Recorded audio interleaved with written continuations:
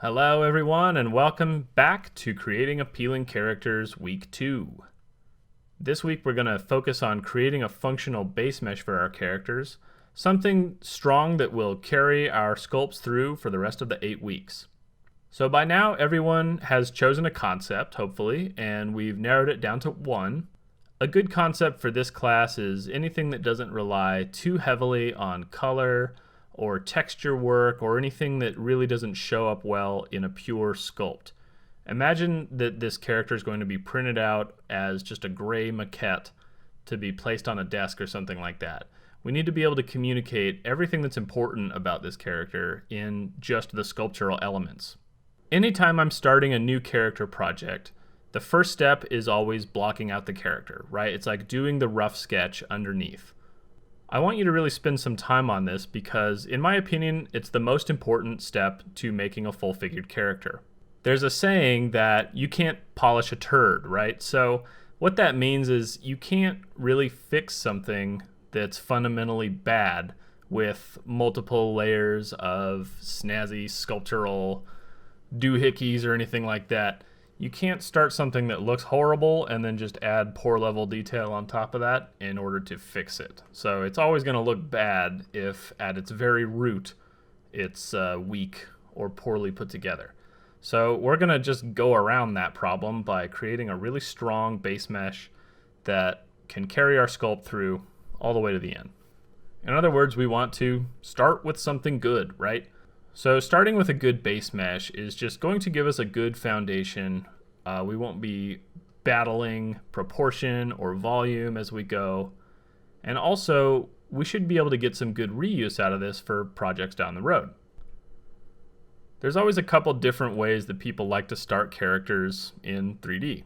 Oftentimes you'll see people start from a Dynamesh sphere or something in ZBrush and just basically sculpt a character up from nothing. Another good way to work is by starting with good pre-existing topology and molding that into the character that you're creating. For this class, we're going to start from scratch. We're going to start with a very simple sphere in ZBrush, convert that to Dynamesh, and then block out the character as we go.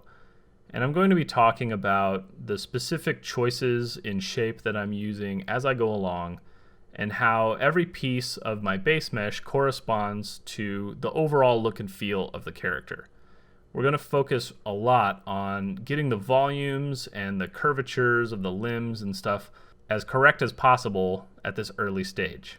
And then by the end of the 8 weeks, we should have a fully posed, on-point character following the concept art that you see on the right. So for this first week, we're going to keep everything as basic as possible, just talking about straights versus curves, complex versus simple sides, thick to thin, and tapered shapes, and all of that sort of shape language stuff that we talked about in the first week. This is where all of that will be the most important. So with that said, let's jump into ZBrush and get started. Hey everyone, and welcome to week 2 of Creating Appealing Characters. So this being the second week, everyone should have chosen 3 concepts that they'd like to try and make for this class. And we have decided on one for each one of you, or we will soon. Kind of decide which one will be the best for you to work on for this class. So if you haven't chosen anything yet, things to keep in mind for a good concept. Don't choose anything too detailed or outside of your abilities as a modeler, right? I think that kind of goes without saying. Don't choose anything that relies too heavily on cloth or hair for texture or for color information to really sell the character. So before we get started today, I want to talk about how I like to set up and manage reference when I'm working in ZBrush. So the first thing I'll do is go to my texture palette and then import my concept art that I want to work from. So click on that concept art that you imported and then click this little plus minus button. There you can see there. To add that to Spotlight, press the comma key to get rid of that light box that pops up there. So now I've got my concept image in Spotlight inside of ZBrush. You'll notice that it's got a transparent background. That's because I went into my concept art here and I changed the background in Photoshop to be a solid black. ZBrush treats any image that you import as transparent if it's solid black. So you'll notice also that if I scale this up, I've got a lot of artifacting on the edges and stuff here. That's just part of that sort of automatic alpha that is brought in here, but you can adjust it a little bit by going to your, on the Lightbox coin here, or the Spotlight coin here, click intensity, and then you can drag that around a little bit until you're happy with sort of what that does. And then before doing anything else, make sure you turn off intensity. Or whoops, looks like I accidentally cranked that a little bit. There you go. Just turn off, just click it again to turn off intensity. And now you have a transparent image that you can move around however you like, and you're good to go. So from here, I will go ahead and save out my Spotlight file for this whole project, and I can reload this anytime I need it as I'm working. So this is the way I like to manage reference as I'm working in ZBrush. It's just nice to have your stuff up on the screen. You don't have to do ZBrush's transparent window or have it up on a different monitor or something like that. And you can hide it whenever you don't want to see it. One last note about Spotlight is that it will treat, Spotlight is designed for painting, so it will treat any image that you have in here as a projection for any geometry that you're using. So it won't work very well if you're trying to use any brush that has RGB enabled or the smooth brush. So I will always go and turn off Spotlight projection, which is a setting that can be found under Brush, Samples, and it's this option here, Spotlight projection. If you turn that off, then it no longer treats Spotlight as a painting tool, and you can use your smooth brushes and any brush that has RGB enabled without using this image to project. All right, so that being said, let's move on to blocking out our sculpt. Okay, I'm gonna load in one more image here. Import my blocking guide. So what I did, let me just tile these two images here.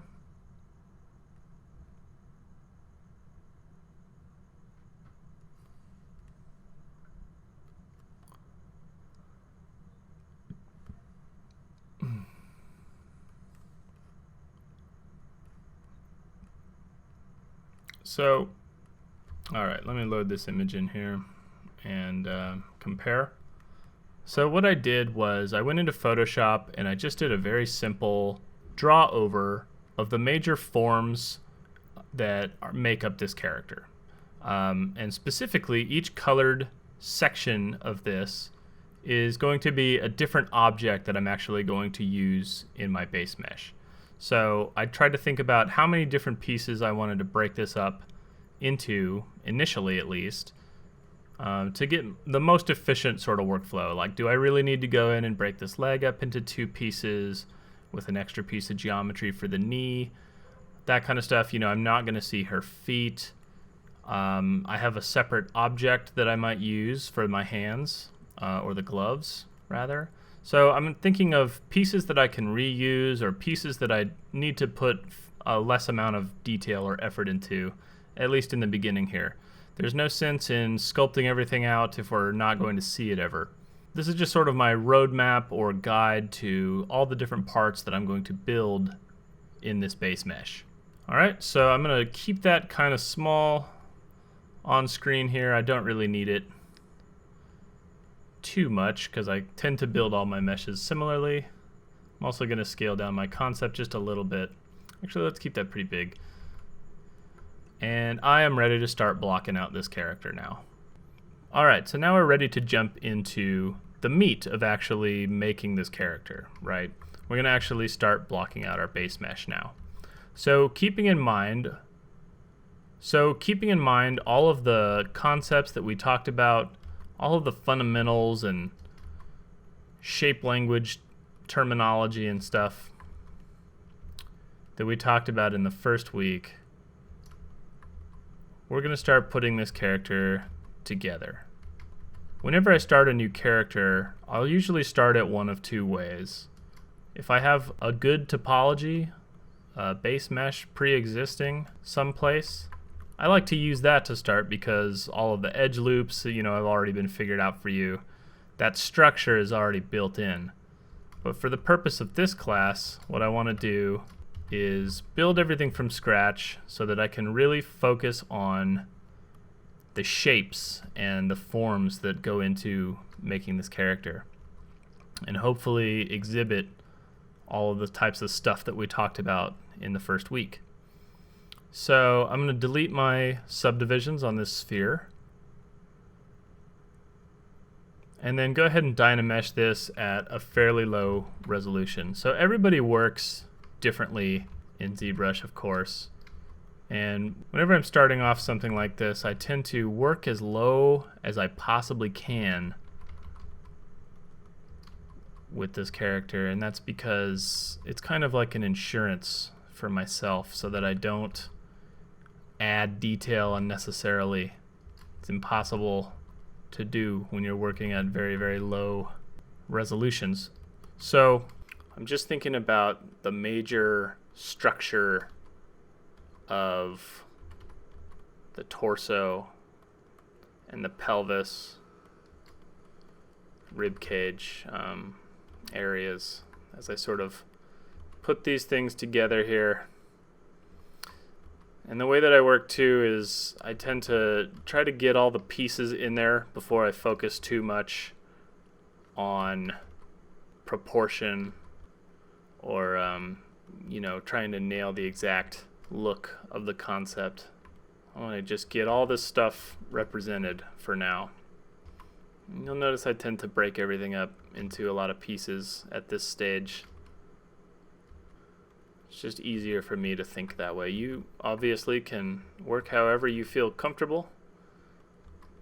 I like to think of these early base meshes or base sculpts as sort of like an action figure, because I'm going to be scaling the different parts and moving them around all over the place. So I want to make sure that I've given myself the flexibility to do that. And sometimes when you go into a program like ZBrush especially and really start cranking shapes around, it becomes very, very easy to start adding tons of detail a little too soon, and then you get lost in that process and kind of lose sight of what the original intent was. If you get caught noodling, if you get stuck noodling, it's kind of hard to break out of that.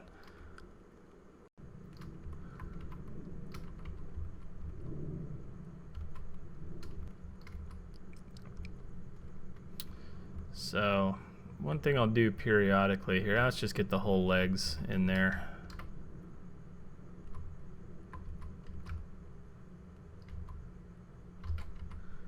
I'm not worried about the exact shape language yet. That will come. I just kind of want a general rough indication. These proportions will continue to evolve and change as we sculpt. I'm not planning on 100% nailing all of the proportions right off the bat. So the most important part for me right now is just getting all of these pieces in here. Just get it all in and represented, and then we can go and tweak stuff around. It becomes much easier to make those adjustments once all the pieces are accounted for, because you're going to have to use, the relative length and size of all the different limbs to measure the other parts of the body.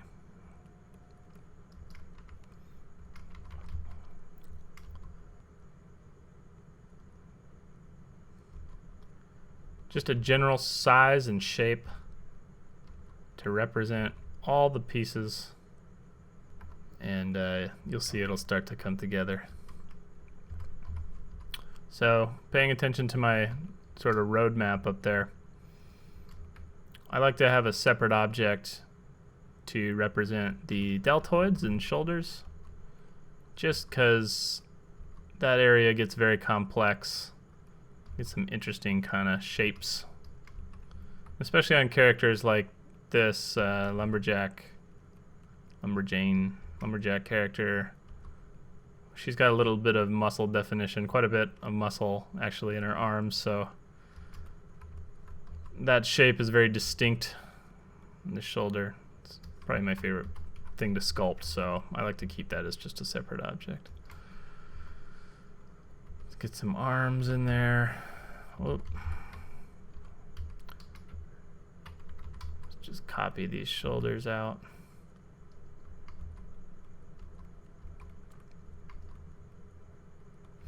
So you'll notice that this is all just one subtool still. And anytime that I'm copying an object, like you see I do there, I can duplicate anything that's unmasked. As long as you have no subdivision levels, you can duplicate any polygroup or object that's unmasked just by going to your transpose, holding down Control, and then clicking that middle button to translate out that object. Yeah, that's a real quick and easy way to build up a big, or to build up your mesh quickly. So I'm keeping this all as one subtool for a while. I'll break it up soon enough, but this just allows me to work a little quicker than having a lot of different subtools that I have to constantly switch back and forth to.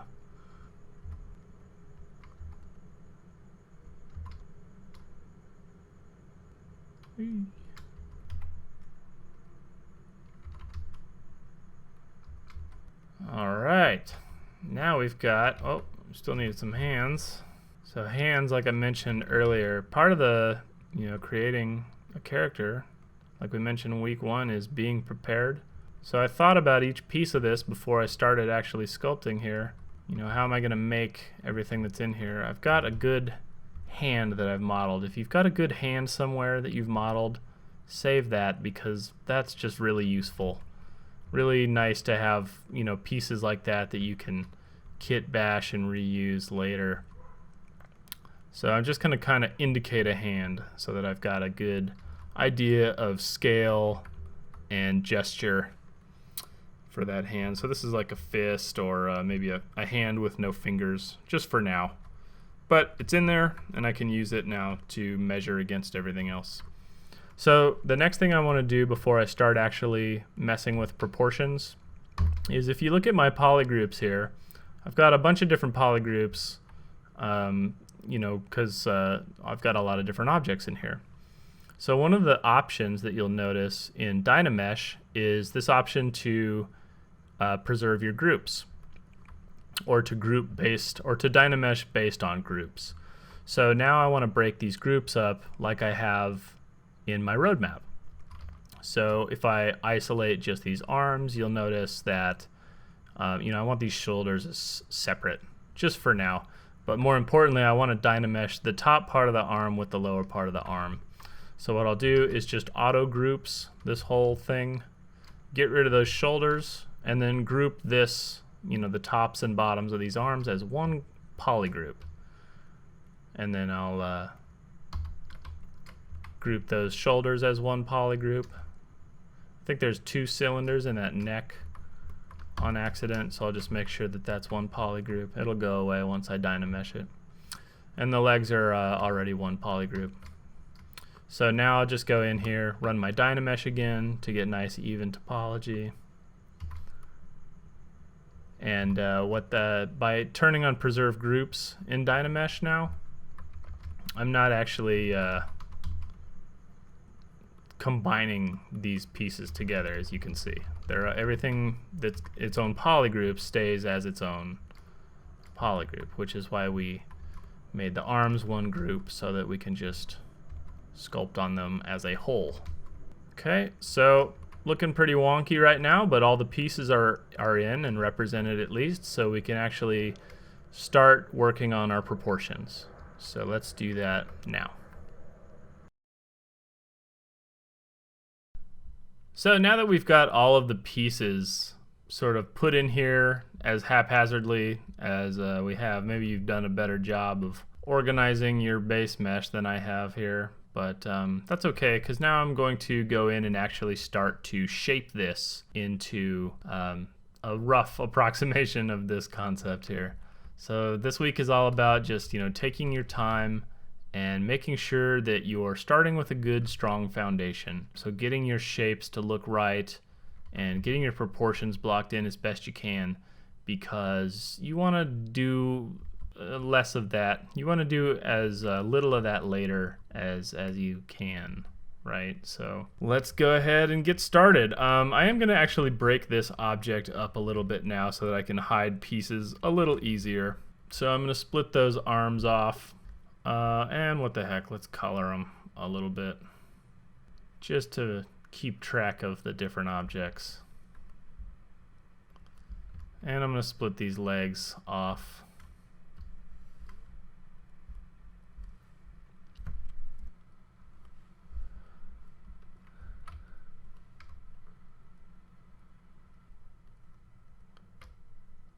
And we'll split the head off as well. Why not?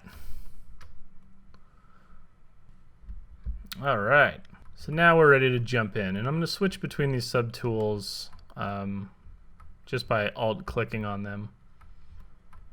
So the first thing I want to do is let's just do a quick comparison to our concept, which is easy to do since we've got it floating right here.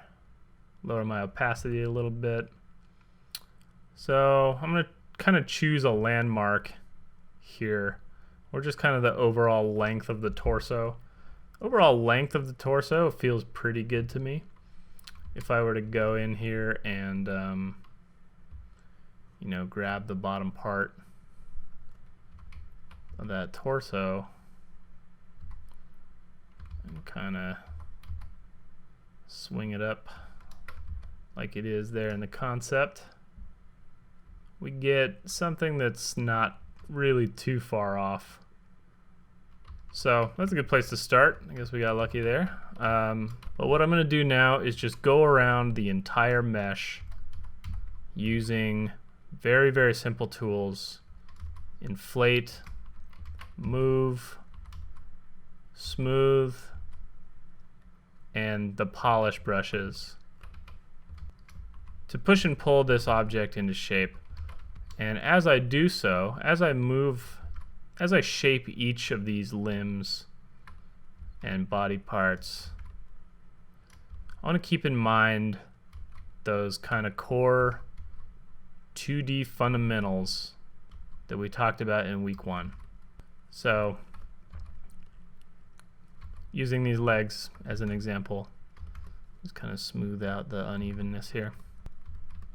If I look at just these legs, I want to keep a much more interesting front sort of curvature to these legs, right? If that's the silhouette. And then the back side, or a different way of thinking about this, is I've got a curve into a straight, and then kind of the reverse of that on the back side. I've got a straight along the back of the thigh, and then a curve into the calf. And just that back and forth, straights and curves all the way through the body. Complex versus simple. I want these legs to overall have, a nice taper to them. So I'll start to push and pull this mesh around until I start to get that feel. She's got some pretty thick legs, so they're not going to taper in too much, but there's still a lot of distance to go there. So if you're working from, most of you will be working from a concept that you're only seeing one angle of the character. And that's where all of our shape language and studying from last week is really going to come into play, because you're going to have to start thinking about, if I'm describing on the concept art here, I've got this curve that goes into a straight, and we'll just isolate the top of the leg, the thigh, for a second, and the front is kind of curved. It's curve on one side, straight on the back. I want to make sure that that shape more or less translates as I go around. So if I go to my 3D or my sort of 3/4 view, like the actual drawing is in, I've got that curve on the front. Let me hide those arms for now. And I've got a relative straight on the back. Just kind of ignore that for now. So I've got that relative straight on the back, curve on the front. I want to make sure that that shape carries as I rotate this around. So you'll see that from all angles, the right side of the leg, or this straight side, tends to always be the most simple side. Even as I go around to the front, this interior side of the form is much more simple and straight. The exterior side is going to have more of the curve to it. As I snap it to a side view, same thing. So I'm not breaking that curve up perfectly from top to bottom either. You'll notice that the apex of that curve is a little higher up on the form, not right there in the center. All right, I'm just going to push those knees back quite a bit. If we can get some of that sort of reverse that she's got in her leg in the neutral, that would be fine. So I've got anatomy reference that I pulled for this character, and I am looking at that kind of stuff as I go, but the main thing I'm focused on right now is just getting these forms and volumes specifically to work well. So let's do a quick comparison here. If I kind of realign my torso, so I think what we could do is stand to make these legs a little longer. And we'll just go straight back into now pushing and pulling things around.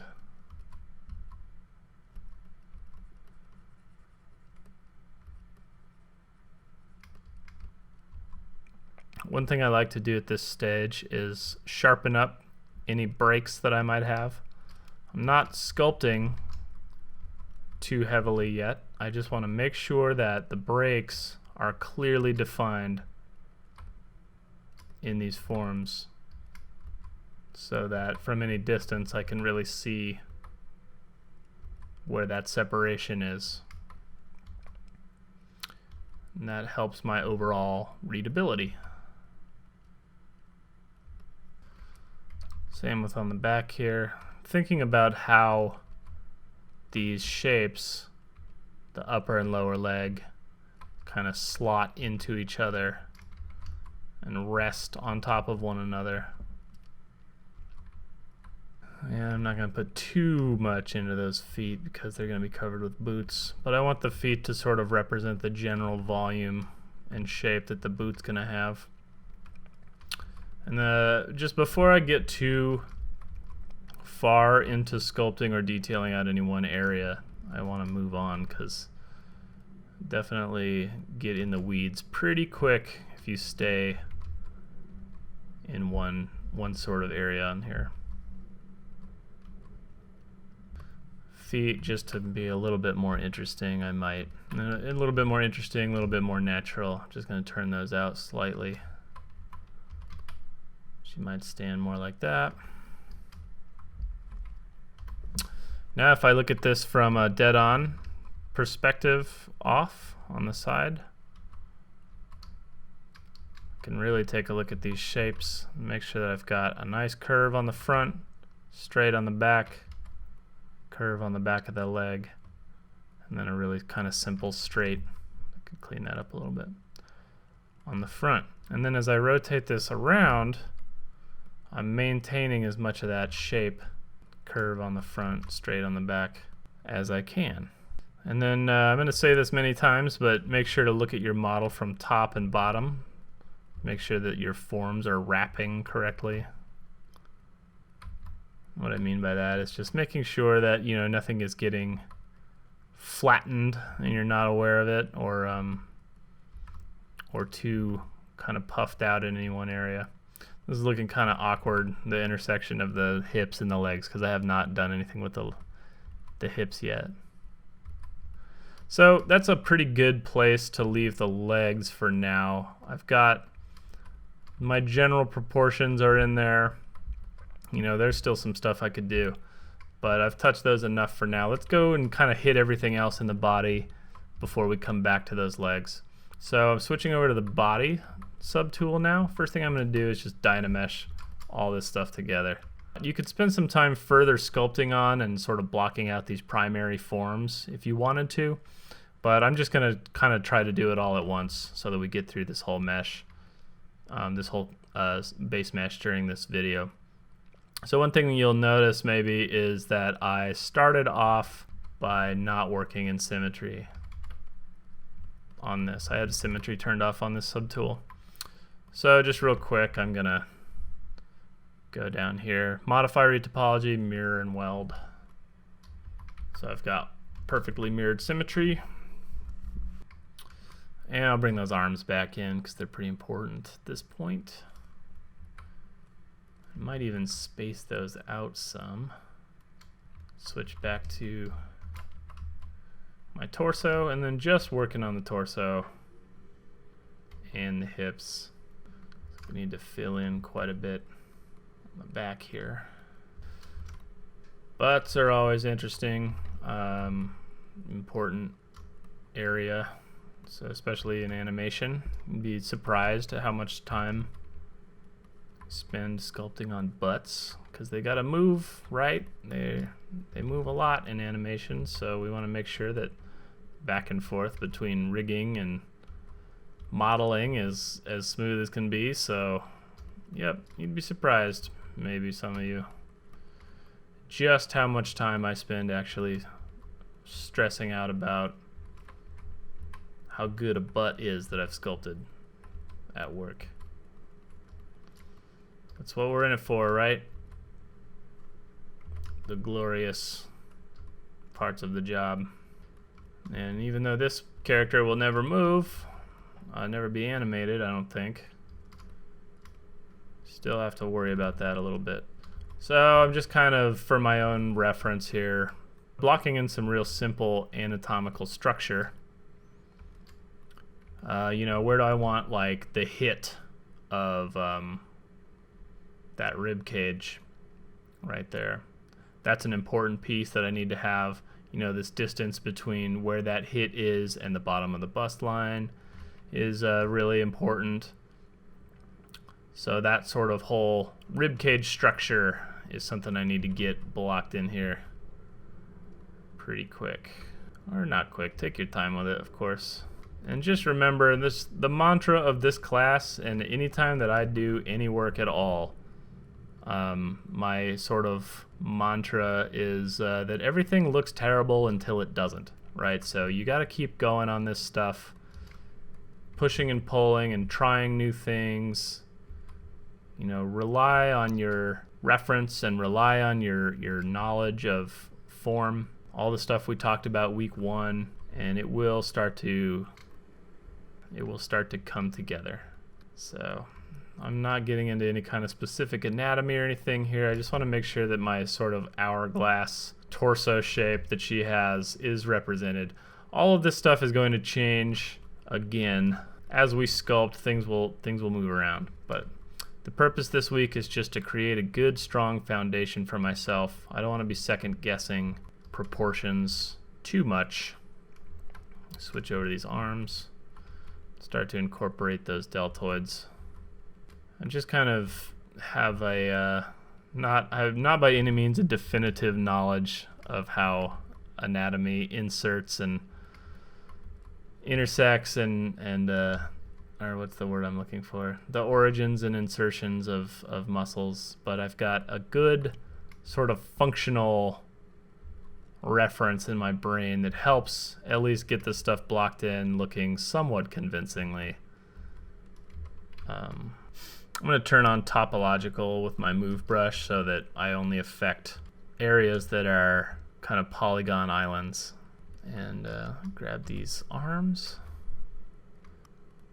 So one thing I like to do is make sure that my arms are snapped along, if you hold down shift when you're moving this transpose line, it'll snap in, I think, 15-degree increments. So if I have my arms kind of snapped along one of those meridians, it becomes a lot easier to work on them. Like if I needed to scale them out or scale them down or anything like that. So just kind of, let's try moving them out some. I don't really want to do the T-pose too much, and you'll notice that her arms aren't exactly at a T. I don't really gain anything by doing that. So let's go for, you know, maybe like a 45. So now I've got those arms perfectly at a 45, which is nice because you'll notice it's just very easy to use transpose now to make big adjustments. Let's go back over here. And let's keep working on this torso. So here's my shape, my torso or rib cage shape that's happening underneath there. And then I've got my box of my pelvis down there too. Pull that out a little bit, maybe pull these legs out a little bit. I'm getting like speed skater legs going on. It's not really what I want. So we'll just knock those back a little bit. We'll find a nice flow in there. Yeah, all right. A little flat butt here, so let's kind of pull that out some. I'm gonna hide those arms again. So we can really pull that out and you know, get this nice sort of curviness coming down through the torso to the butt and then into the leg. So we get this sort of rhythm going through the body, this snaky S shape kind of rhythm. If you really sort of simplify that, you should have something that feels kind of natural. We're not quite there yet, so I'm going to keep pushing and pulling stuff around, switching to different subtools when I need to. Okay, and just eliminating any kind of real solid anatomy in here. Don't even want to worry about that yet. Keep it as simple as possible for as long as possible. So I'm going to work on these arms now, and really we just try and get some of that volume back in there. If I do another sort of comparison with my concept art, line up the clavicle down to the crotch is kind of how I'm doing my comparison there. Those arms are very, very skinny, and possibly need to move that whole arm up a little bit. I'm going to break those hands off and polygroup those separately. Go ahead and color those. Guess this would be a good time to save sometime before the character's done. Alright, now let's work on some of the shapes of this arm. So I want to pull back this kind of tricep area. I know that if we look at this arm as a tube, and forgive the weird broken elbow going on there, but if we look at just this area, the upper arm, we want to get that nice diametrically opposed kinds of angles that kind of occur naturally in the anatomy there, but we can definitely plus up with our shapes, and it's something that I tried to do here in the concept art too. So if I blow this up a little bit, you know, I'm looking at the contour of this bicep and the contour of the triceps on the back. I've got one hit here in the front, sort of a plane break where that bicep turns and goes into the elbow. And then I've got a hit on the back of the arm that's further up. So when we look at them from the side, if I were to just kind of try to mimic that shape, I've got the front of the arm, the hit of the bicep, and then down into the elbow. And in the back of the arm here, we've got the hit of that tricep and then up into the deltoid, or the shoulder, right? So I'm gonna attempt to do that same thing here in the sculpt by just making, if I look at this curve on the back, the apex is high up towards the shoulder. This curve on the front, that apex is down towards the elbow. And I'm trying to do that back and forth everywhere on this whole mesh, this whole model as I go. Something I'm always trying to keep in mind is avoid parallels whenever possible, because they have a tendency to kill your design or the flow of your model. Time to fix this elbow. Something horrible has happened to it. She's all mangled before I even got to start, really. So keeping my interesting side here. She's really got some guns, so I want to make sure that I'm not going too small in the volume. I have a tendency to do that often when bringing stuff into 3D. I see that happen a lot too, translating concepts from a drawing into 3D. It's very easy to lose the volumes, and that's the main thing that we want to focus on. That's one of the main things, I should say, that we want to focus on during this week, is just getting those volumes and that nice interplay of complex and simple, straights versus curves, all the way through. And then I like to go through and, like I said before, just take a mechanical sort of brush like Dam Standard or these mech brushes that I got from Zebra Central, and really carve in my junctions of forms, you know, upper arm into lower arm happening right there. Where's that hit? That bicep hit happening right there. And then tricep hit happening further up on the backside. There's always a diagonal relationship between these types of shapes. Just really overemphasize some bony landmarks like the elbow. Make sure that that's not too low. On the arm, a little low.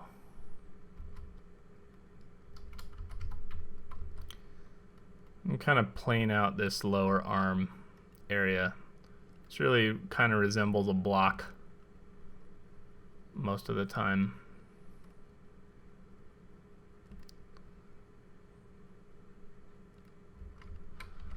With these sort of muscular masses attached to it. So I'm keeping in mind, using these arms as an example, I've got one side that's more complex and curved, one side that's a lot more simple and straight and kind of becomes the line of action for that limb.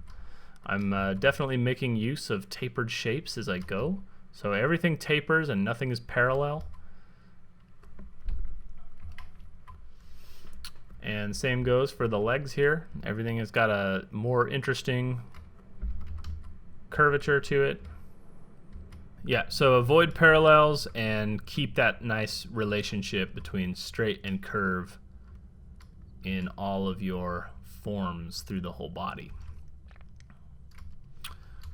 And then make sure that no one limb is a total island. You know, I'm making sure that the silhouette of that leg is intersecting with the silhouette of this body in a way that makes sense.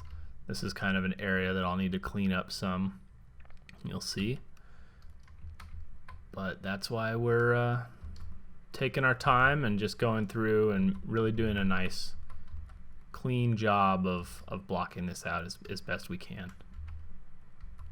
And you don't have to keep everything separately, or you don't have to keep everything as separated out as I do, but I find it very useful to me to be able to have arms and head and stuff at different resolutions as I go. Speaking of head, we're not going to do too much on that today, but just get some general proportions and some planarity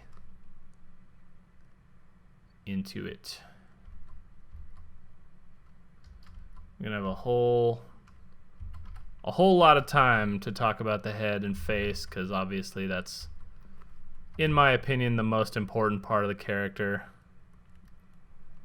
Because it will definitely be what everybody looks at first. So whether you're, no matter what type of character you're working on, hopefully it's got a face. That should have been in the syllabus for this class, the prerequisite for every character design that you work from. Must have a face. So we've planed out a head that we can use. Maybe it's a little high up. Boop. There we go.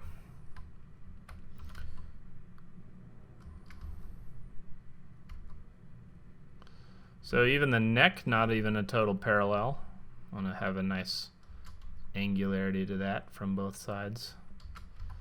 I'm going to isolate this so that I can pull up these traps a little bit. Just push those out into the shoulders. She got some broad shoulders. So you'll notice that I started on these shoulders without symmetry on again. That's alright. Let's just make one of them. Get the shape that I want. So I know that on the back she's going to have this scapula that's shaped kind of like this, and this deltoid shape sort of attaches along the upper spine of that scapula, and then it also inserts on the inside of that clavicle here. So I'm just kind of representing that pretty loosely with this object here. The main reason that I have this in here is to really just fill volume and to create a versatile shape that I can manipulate pretty easily later. I might actually combine this in with the rest of the arm now. I don't really need it to be a separate object anymore. But first, let's mask off that side and do a smart resim under deformation. That's done. So now I've got two arms that are the same arms. Great. Those hands should be a little bigger, so I'm going to scale them up. Make sure to turn on symmetry again. Scale those hands up.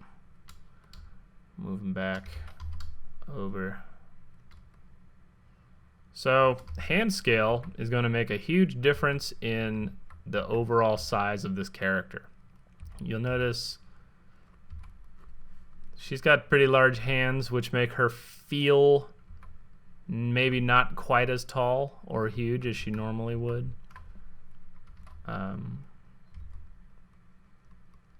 At least to me, to my eye. We want any kind of visual cues that we can get going from the get-go here. Let's just simplify this overall arm shape. Getting a little complex and wavy. All right, that's a pretty good place to stop blocking those arms for now. I'm gonna do some work on the legs. I feel like these knees could be pulled out some. Yeah, let's try that. Or like the whole leg. If I just really blur the crap out of that mask, the whole leg could be rotated out just a little bit. Give her a slightly wider stance. I'm gonna turn off perspective and try to flatten those feet again. Really don't like those feet yet. Alright, so let's fix our speed skater thighs I've got going on here. Kind of pull that up. Maybe push some of this back a little bit. Again, I don't want to lose too much volume at this stage, because from here on out we'll be, sculpting a lot of this stuff away. It feels okay to me. It's got some pretty big thighs, so I think that's fine for now.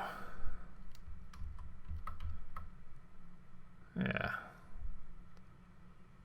Something like that feels good. And we'll know a little bit more about it once we start to get some of those other pieces in here, like the clothing, and all of that stuff makes a big difference. But for now, I guess not quite finished. Let me just kind of put some final work into the neck and shoulders. I am going to go ahead and combine my arms together. I'll leave the hands out. So I just polygrouped this into one polygroup. Now I'll go into my Dynamesh with groups turned on, remesh that.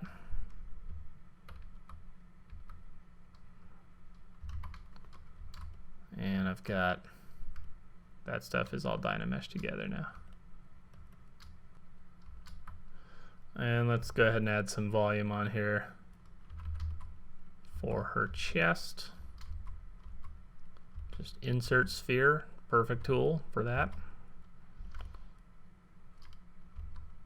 Insert sphere comes through for me again.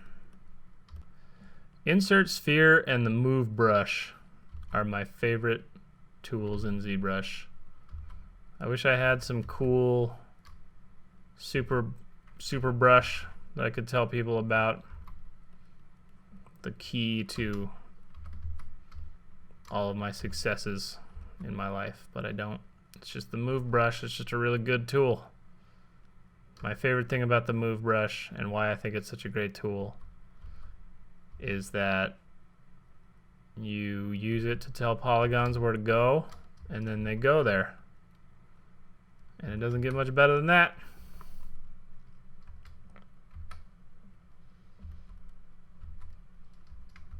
So here's a good example of, I've added this volume in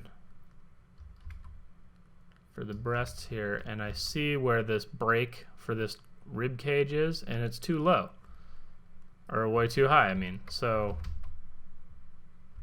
now I can fix that. Might be getting a little wide in the torso here too.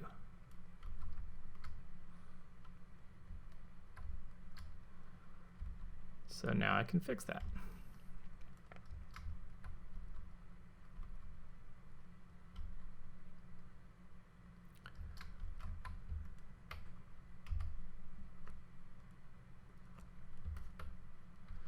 And I'll just Dynamesh that stuff together.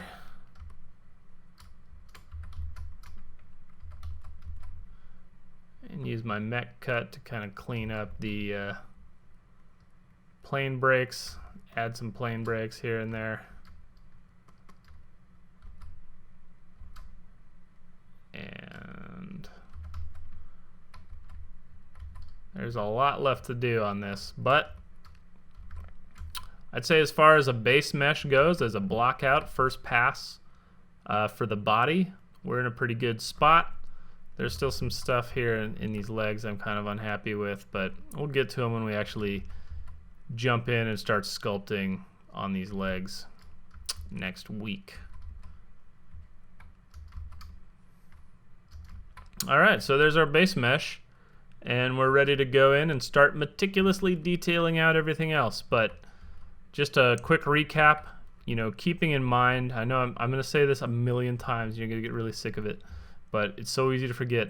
Keep in mind a very simple side and a more complex side.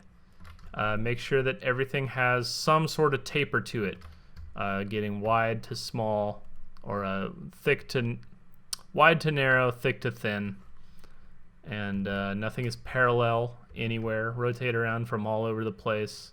Look at your model from bottom and top.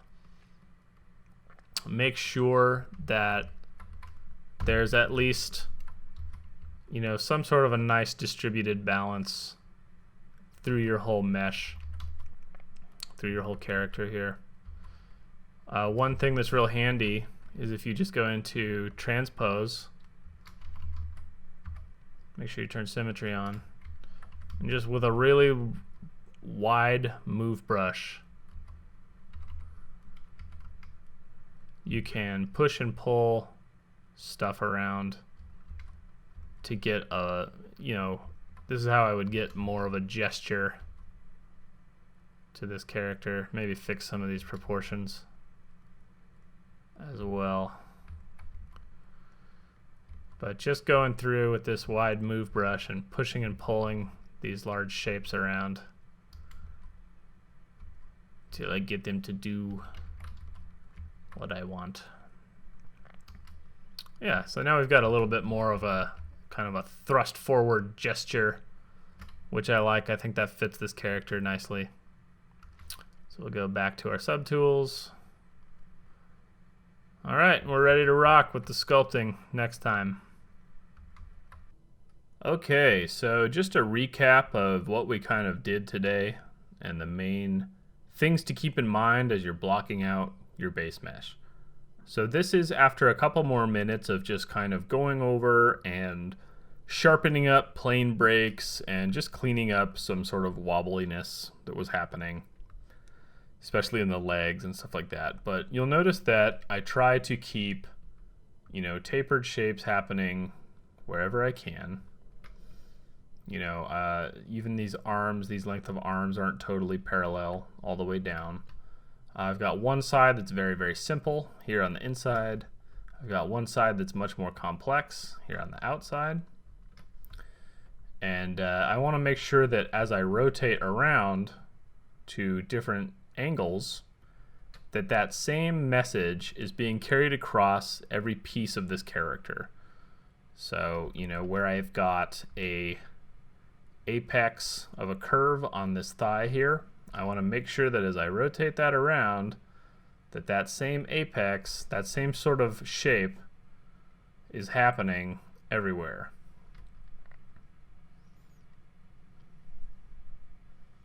It's a consistency. I want to make sure that every shape that I sculpt looks like, it's distinct enough that it can be recognized kind of from every angle, right? So that's like the challenge in making any character in 3D from a drawing. Making sure that it feels like the same character from every angle. And that's exactly what we're doing, and it works down to the micro level. There's a lot more we could do at this point, but this is a great place to start. One thing I might do is jump into another mesh that I have and just appropriate some limbs here.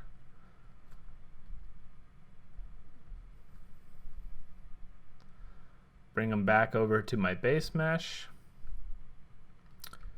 And I've got some hands that I can use. If you have some good meshes laying around somewhere with good topology, something useful, use that stuff, because doing hand topology on a character or sculpting fingers on a character every single time you make something is the worst, and we don't want to do that. Yeah, so maybe I can use these. Great. If you don't have good hand topology somewhere, no problem. You can build it.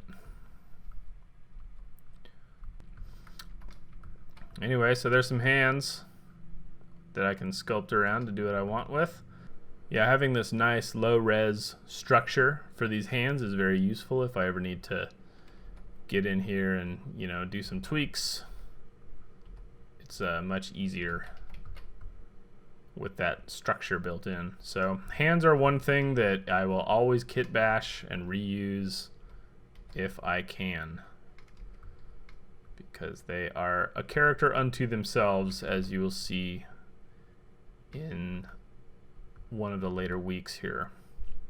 Alright, so I'm going to call that good for our base mesh. I've got all my volumes blocked in. I'm pretty happy with a lot of the shapes that are happening. Everything is very low res right now. Nothing is finalized. Repeat that mantra. Everything looks terrible until it doesn't. But we're making informed choices as we're building up this character, and it's going to pay off down the road. So hopefully you got some good info out of this week, and you're ready to, and hopefully excited about jumping in and starting on your own character. And I can't wait to see him.